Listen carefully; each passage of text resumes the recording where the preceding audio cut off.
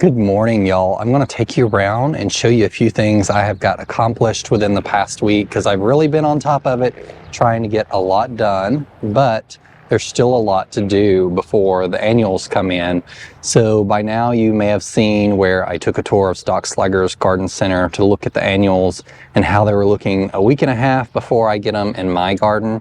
So I need to finish getting drip irrigation in line so I can wrap up these beds. So when these annuals come, I can immediately put some of them in the ground, some in containers, and we can mulch finally for the season and get the weeds pulled. Got to do those before I mulch. The weeds, I just like the weeds. I just don't even know. Like the backyard is a jungle. We had a little rain. It was a little dry spell, so it's slowing them down, but a little bit of rain and now they look like Frankenstein. But I want to show you some of these things are starting to come out of the ground. I particularly love this red obelisk beech that I picked out last winter. Look at these leaves, you guys. This is, I don't know if the camera's, let me see if I can get a little more of the sun, if the camera's showing you what I'm seeing here. There we go, that's a little better. Look how brilliantly red burgundy these are. The texture of them is really nice. Really loving this tree so far.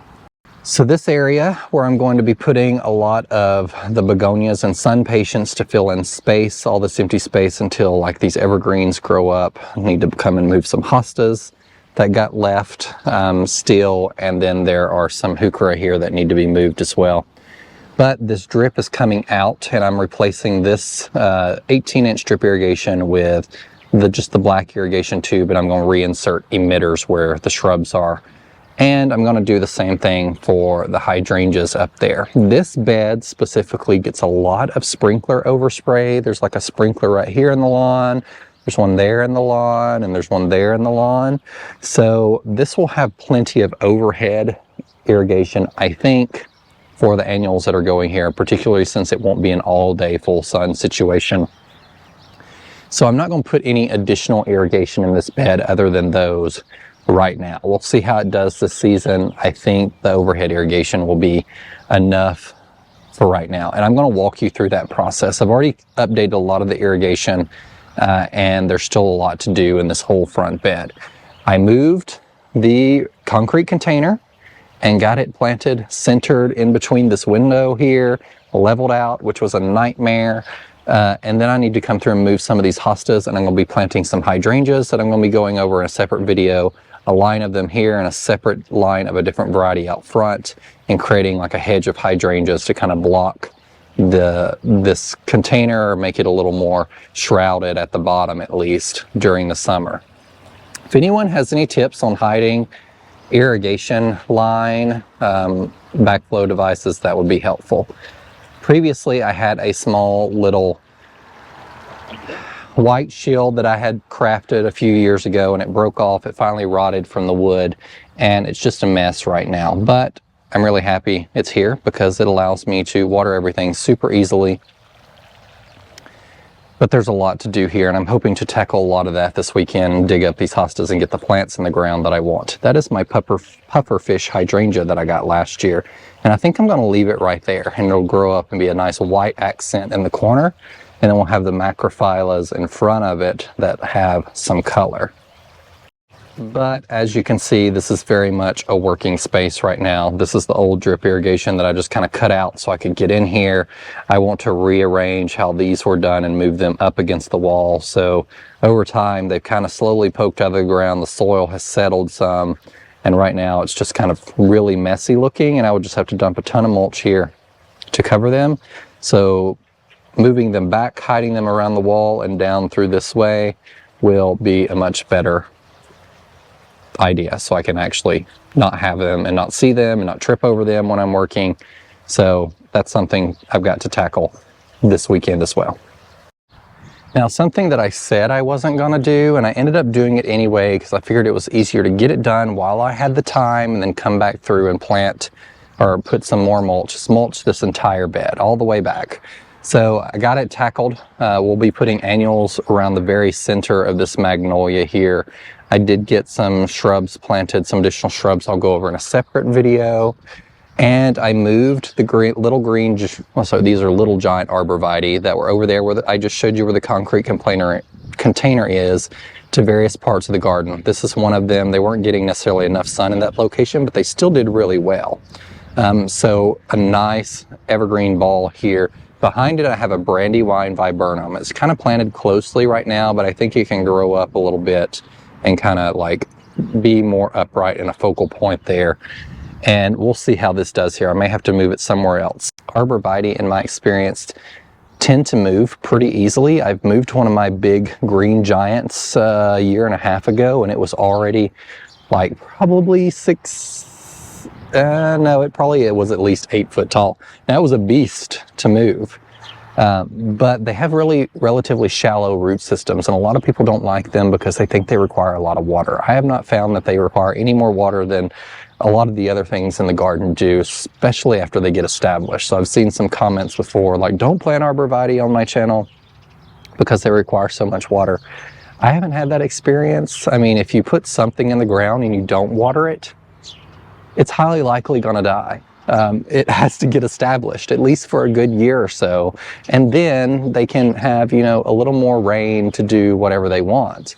The green giants, I watered very heavily for their first couple years, and now they get hardly any water at all other than what the rain is. There is drip on it, but it's very far away from the bottom of the roots now. I think the drip irrigation runs like way out here just to have some irrigation, and it's spaced every 18 inches in case we just have a really bad dry spell and I need to water them. But otherwise, they've kind of fended for themselves, and they still are growing really, really well. I have not yet pulled this fountain cover off, so I'm going to be doing that.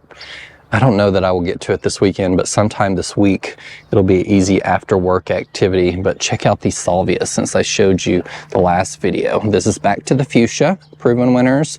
This is totally Tangerine Geum by Terra Nova Nurseries. Geums are not something you can find in a lot of garden centers very easily, and I don't know why, because look at this, glorious this time of year. And it may be because they don't show well in containers, and so a lot of garden centers tend to have plants that show well in the containers, but these are spectacular, guys. The first year they're a little puny when you put them in the garden, as most perennials are, but even the second year in my garden, these exploded and they produce a ton of flowers. I mean, you can see all of these buds here. These are just now starting to open for at least a good month in spring. I mean, these have already been blooming for 2 weeks, very little. They're right now just going into full bloom, and they bloom at exactly the same time as these back to the Fuchsia Salvia, which are much earlier blooming than the other Salvias I have in my garden. But they're coming along too. I have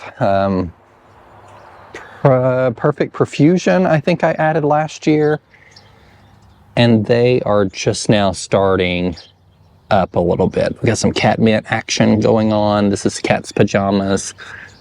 Still got the daffodil foliage in here, which will die down. The peonies are budding up really, really nicely. This is an Ito peony called Canary Brilliance. I think that's right. It's yellow anyway, but it's gorgeous. And another thing I wanted to show you is this thrift. I think it's called Bloodstone or Maria.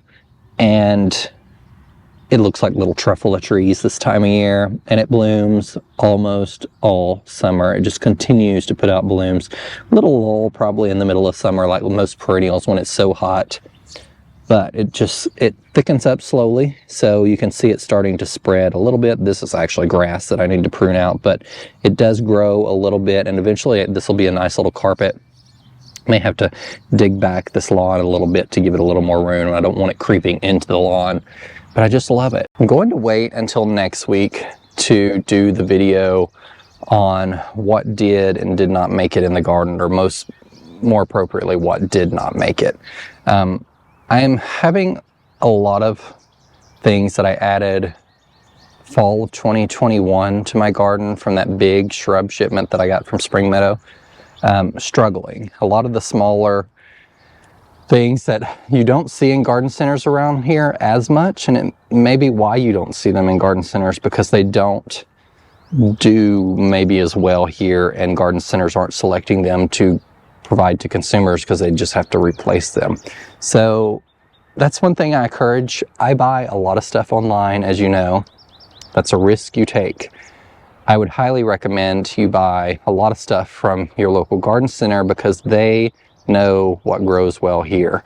And in a lot of cases, if they're thinking about bringing something to their garden center, they will personally trial it. I know a lot of these around here grow it first before they offer it at their garden centers because they don't want customers having a hard time with these plants and bringing them back. And if they have a shrub guarantee, having to fulfill that shrub guarantee. So they're going to grow things that are really successful. One of those right now I'm going to show you is that brass buckle Ilex. I planted a whole, I think, 16 of them in this space, and you can just see and winter was bad, but these have been in the ground a year and a half now, and you can see how many are left over. This one hardly has any leaves at all. Most of them have no leaves. They're supposed to be evergreen. That's the best looking one, and it's right next to one that looks, and right next to all these others that look really bad. So I might be filling the space with something else. I'm going to give them a little while to kick in. It's still kind of early, so I don't want to, take any big leaps removing a bunch of stuff this early in spring, especially when I have a lot of other stuff to do. But I don't know that brass buckle Ilex is a success here in Ohio, Southwest Ohio, Zone 6. Just my experience so far. Here is where I added another one of those little giant Arborvitae, and I set it there, and I was like, this is a perfect location. Look at that. When you do something and you just sit back and stare at it, it was a success. But I wanted to show you this, because this is a big Bang Spirea. It looks very much like candy corn, which is right there.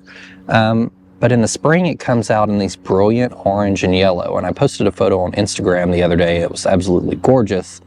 It slowly turns more green. You can see this older foliage in here that came out first turning more green. And then it has beautiful, vivid, bright pink leaves on it in spring. So, bright pink blooms, sorry, in spring.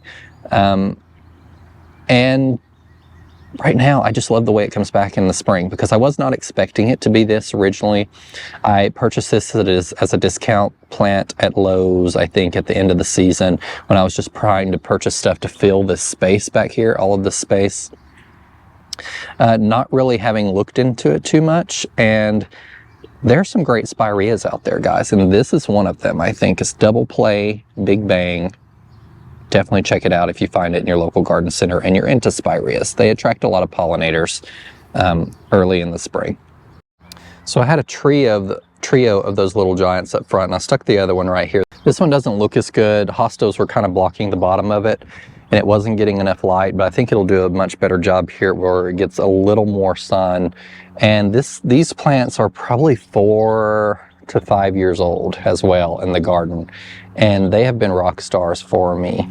That's about as big as they get. They've been the same size for at least 3 years. They grew really quickly, and they've been about the same size for about 3 years now. And I've never sheared them. They are in this naturally perfectly round shape. And I thought it'd be nice to have some evergreen interest because in winter, this is a very dead spot. There's nothing evergreen here other than this boxwood, which still is a little bronze this year. It was looking really good in spring, and then it turned bronze again. That one looks fine. But having some evergreen right next to the bench, I think, was great. And I want to show you these Pretty Coats peach geums again because they have so many more blooms on them than they did the other day. But look at that. Isn't that marvelous? As well as that smoke bush there. This is Winecraft Black this time of year when its foliage just comes out all fresh. Magical. Ignore those dandelions. I've got dandelions everywhere. It's killing me. The roses that I planted here, this is Georgia, what is it called? Teasing, Georgia. Climbing rose.